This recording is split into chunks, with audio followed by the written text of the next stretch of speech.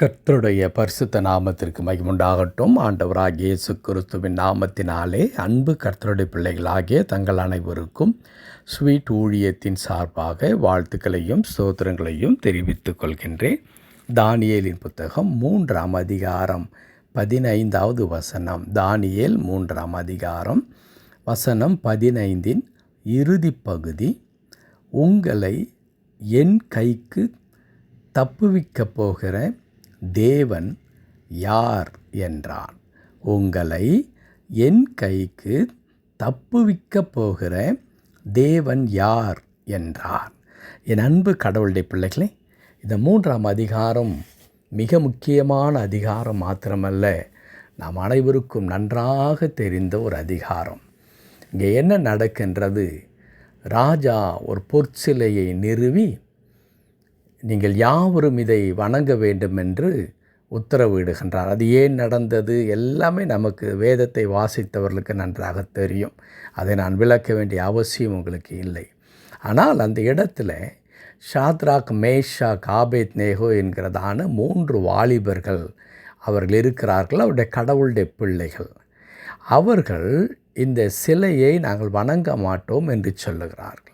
அப்பொழுது ராஜா அவர்களை பார்த்து சொல்லுகிற வார்த்தை தான், இன்னொரு வாய்ப்பை நான் உங்களுக்கு கொடுக்கின்றேன். அங்கே எக்காலம் தொனிக்கும். அப்பொழுது நீங்கள் என்ன செய்ய வேண்டும்? இந்த சிலையை பணிந்து கொள்ள வேண்டும். அப்படி பணிந்து கொள்ளாமல் போவீர்களானால் உங்களை என் கைக்கு தப்புவிக்கப் போகிற தேவன் யார் என்று கேட்கின்றார். அன்பு கடவுளுடைய பிள்ளைகளே, எவ்வளோ பயங்கரமான ஒரு வார்த்தை அல்லவா? யார் கேட்கின்றது? ராஜா கேட்கின்றார். ராஜா எந்த எண்ணத்தில் இப்படிப்பட்ட வார்த்தையை அவன் உதிர்கின்றான் என்றால், எனக்கு எல்லா அதிகாரமும் இருக்கிறது. நான் இந்த பாபிலோன் தேசத்தின் ராஜாவாக நான் இருக்கின்றேன். எனக்கு சகல அதிகாரம் இருக்கிறது. நான் ஒன்றை சொன்னால் அது அப்படியே நடந்தாக வேண்டும். நான் கட்டளையிட்டால் என் ஜனங்கள் அனைவரும் அதை கேட்டுத்தான் ஆக வேண்டுமே தவிர என்னை எதிர்த்து பேசுவதற்கு அவர்கள் எந்த விதத்திலும் உரிமை கிடையாது என்கிறதின் அடிப்படையில் தான் அந்த வாலிபர்களை பார்த்து சொல்லுகிறார், உங்களை என் கைக்கு தப்புவிக்கப் போகிற தேவன் யார் என்று கேட்கின்றார். அன்பு கடவுளுடைய பிள்ளைகளே, ஒருவேளை இன்றைக்கு அந்த ராஜாவை போல நம்முடைய வாழ்க்கையில் நின்று கொண்டு நம்மை பார்த்து நம்முடைய பிரச்சனைகளும் போராட்டங்களும் கஷ்டங்களும் நம்மை பார்த்து கேட்கலாம், என் கையிலிருந்து உங்களை தப்புவிக்கப் போவது யார் என்று சொல்லி. இந்த வார்த்தையை, இந்த அதிகாரத்தை அல்லது இந்த வசனத்தை நான் வாசிக்கும் பொழுது என் எண்ணம் அப்படித்தான் சென்றது. ஒருவேளை ஒரு புதிய மாதத்தை துவங்கி இருக்கிறோம். புதிய மாதத்தின் 2வது நாளிலே வந்திருக்கின்றோம். நம்மை பார்த்து கூட வரிசையாக நம்முடைய பண கஷ்டங்களும் வியாதியும் வறுமையும் பிரச்சனையும் போராட்டங்களும், இதோ உன்னை பார், என்னுடைய கையிலே நான் பிடித்து வைத்திருக்கிறேன், உன்னை ஆட்கொண்டு வைத்திருக்கின்றேன், என் கைக்கு உங்களை தப்புவிக்கப் போகிற கடவுள் யார் என்று சொல்லி நம்மை பார்த்து கேட்கிற வண்ணமாகத்தான் இந்த வார்த்தை எனக்கு தென்பட்டது. ஒருவேளை நம்முடைய எண்ணங்கள் கூட அப்படிதான் இருந்து கொண்டிருக்கலாம். இந்த மாதம் முழுவதையும் நான் என்ன செய்ய போகிறேன்? என் பிள்ளைகள் அடுத்த வகுப்பிற்கு செல்ல வேண்டும். இன்றைக்கு தமிழகத்தில் பெரும்பாலான பள்ளிகள் திறக்கப்படுகிறது. இன்னும் என் பிள்ளைகளுக்கு நான் ஃபீஸ் கட்டாமல் இருக்கிறேன். இன்னும் தேவையான உடை வாங்கி தர முடியவில்லை. என் பிள்ளை கேட்கின்ற பொருளை வாங்கி தர முடியவில்லை. இன்னும் என் குடும்பத்தில் இருக்கிற பிரச்சனைகள் அல்லது வியாதி, இன்றைக்கு மருத்துவர் அவ்வளோ பெரிய செலவுகளை அவர் பட்டியலிட்டு சொல்லி இருக்கிறார். நான் அதை எப்படி கட்டப்போகிறேன், எப்படி மேற்கொள்ளப் போகிறேன்? அது மாத்திரமல்ல, இந்த மாதத்தோடு கூட ஒருவேளை எனக்கு என் பிரச்சனை, என் வேலைக்கு ஒரு பெரிய கேள்வி வருமானால், வேலை இல்லாத ஒரு சூழ்நிலை வருமானால், இவையெல்லாம் என் வாழ்க்கையில் எப்படி சமாளிக்கப் போகிறோம் என்று சொல்லி குலை நடுங்கி நிற்கின்ற அநேக கடவுளுடைய பிள்ளைகள் இருக்கிறார்கள். பிசாசானவன் பிரச்சனைகளை நம் முன்பாய் கொண்டு வந்து நிறுத்திவிட்டு, இதோ உங்களை என் கைக்கு தப்புவிக்கப் போவது யார் என்று சொல்லி நம்மை கேட்டு பயமுறுத்தி கொண்டிருக்கிற ஒரு நிலைமை.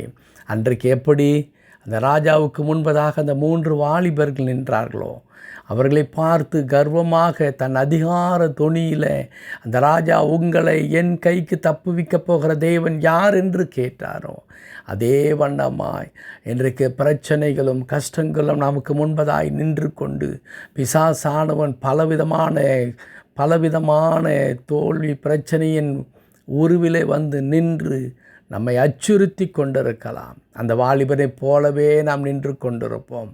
ஆனால் என் அன்பு கடவுளுடைய பிள்ளைகளே, அந்த வாலிபர்கள் அந்த கர்ஜிக்கின்ற ராஜாவின் குரலை கேட்டு பயந்து நடுங்கி, ராஜாவே எங்களை மன்னித்து விடுங்கள், இனி நாங்கள் நீர் சொல்லுவதை கேட்போம் என்று சொல்லவில்லை.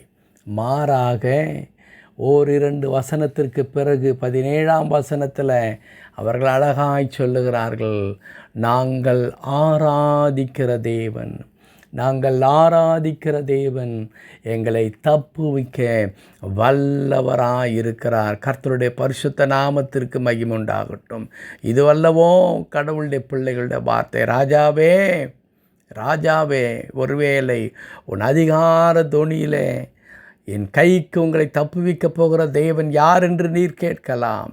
ஆனால் நாங்கள் அல்லும் பகலும் அனுதினமும் ஆராதிக்கிற எங்கள் தேவன் இருக்கிறாரே, அவர் உங்களுடைய கைக்கு எங்களை தப்புவிப்பார். காரணம் என்ன?